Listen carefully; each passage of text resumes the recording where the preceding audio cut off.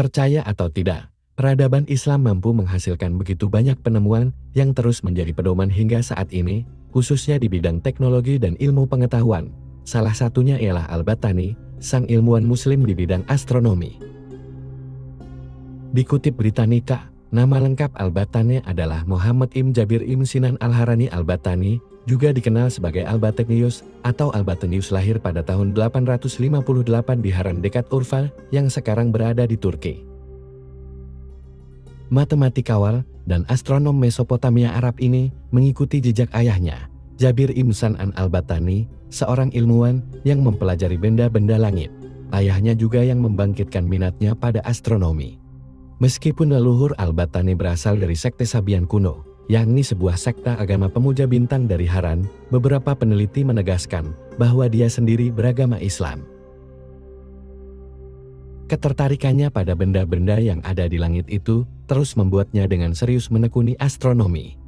Bahkan, demi mempelajari astronomi, Al-Battani terus mempelajari teks-teks kuno karya Ptolemeus. Tak hanya di kalangan umat Islam, karya Al-Battani di bidang astronomi juga terkenal di dunia barat.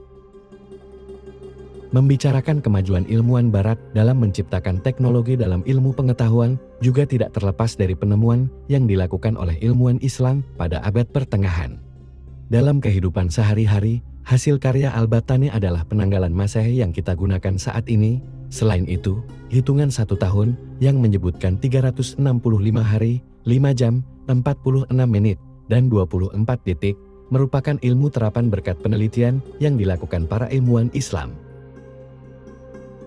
Al-Battani memiliki kontribusi besar dan signifikan dalam astronomi dan matematika.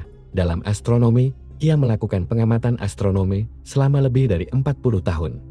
Selain itu, dia melakukan beberapa koreksi atas hasil Ptolemeus dan membuat beberapa tabel baru tentang matahari dan bulan. Dia juga bisa menentukan sudut akurasi gerhana, dan dia juga memberikan panjang tahun matahari. Dalam matematika, dia menemukan hubungan baru dalam trigonometri dan membuat tabel kotangen dan membuat beberapa rumus dalam trigonometri bola. Dia menulis buku-buku berikut. Kitab Al-Ziyad dikenal sebagai Al-Sid Al-Sabi, dan buku ini dianggap sebagai karya paling signifikan karena mencakup banyak hal yang belum pernah diambil sebelumnya. Kontribusi terbesar Al-Battani seperti yang tercatat dalam Zidnya adalah dia mengatalogkan 489 bintang yang mengejutkan pada saat instrumen untuk melihat langit langka dan belum sempurna.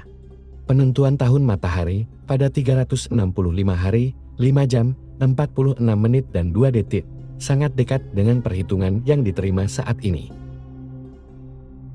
Dia menunjukkan kepada dunia bahwa jarak terjauh matahari dari bumi adalah variabel dan oleh karena itu gerhana matahari anular mungkin terjadi, seperti halnya gerhana total.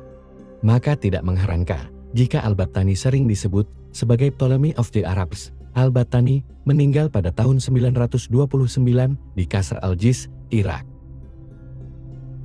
Bukan hanya Al-Battani saja, salah satu tokoh ilmuwan non-muslim Nicolaus Copernicus juga dikenal sebagai bapak astronomi modern. Dia adalah ilmuwan Eropa pertama yang mengusulkan bahwa bumi dan planet lain berputar mengelilingi matahari, teori tata surya heliosentris.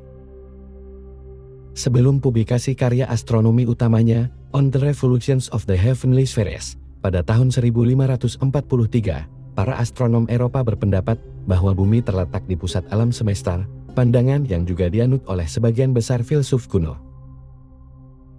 Selain mendalilkan dengan benar urutan planet yang diketahui dari matahari dan memperkirakan periode orbitnya secara relatif akurat, Copernicus berpendapat bahwa bumi berputar setiap hari pada porosnya dan pergeseran bertahap dari poros ini menyebabkan perubahan musim. Nicolaus Copernicus meninggal pada tanggal 24 Mei tahun 1543 di tempat yang sekarang Frombork, Polandia. Sebagian besar tidak diketahui di luar lingkaran akademik. Dia meninggal pada tahun karya utamanya diterbitkan, menyelamatkannya dari kemarahan beberapa pemimpin agama yang kemudian mengutuk pandangan heliosentrisnya tentang alam semesta sebagai bid'ah.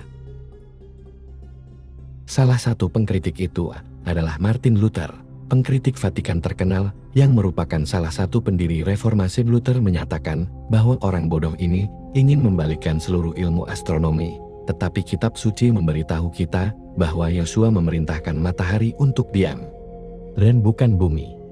Vatikan akhirnya melarang On the Revolutions of the Heavenly Spheres pada tahun 1616. Baru pada awal abad ke-17 Galileo dan Johannes Kepler mengembangkan dan mempopulerkan teori Copernicus yang bagi Galileo menghasilkan percobaan dan hukuman karena bid'ah. Mengikuti karya Isaac Newton dalam mekanika langit pada akhir abad ke-17, penerimaan teori Copernicus menyebar dengan cepat di negara-negara non-Katolik, dan pada akhir abad ke-18 pandangan Copernicus tentang tata surya hampir diterima secara universal.